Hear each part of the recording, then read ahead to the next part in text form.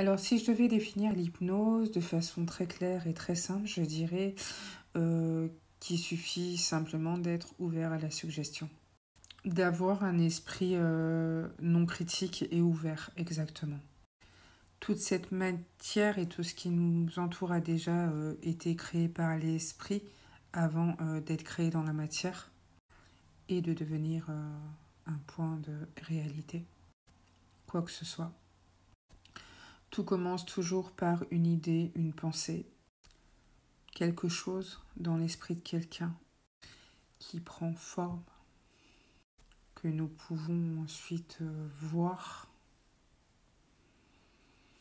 utiliser. Le monde physique est uniquement une représentation ou une manifestation de nos esprits, une expression de nos pensées les plus profondes.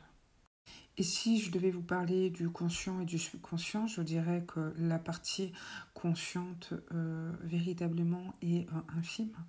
Notre partie consciente, puisqu'elle s'élève uniquement à 5%, peut-être 10% chez certaines personnes, que c'est une partie qui est très analytique, critique, sensible et rationnelle, calculatrice aussi.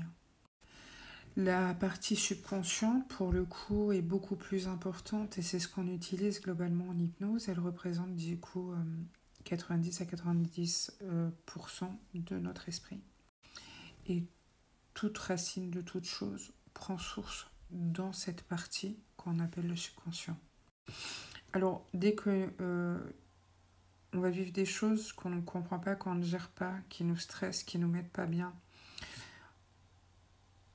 le meilleur moyen, au final, c'est d'aller peut-être travailler avec le subconscient pour essayer d'avoir des sources possibles de mieux-être.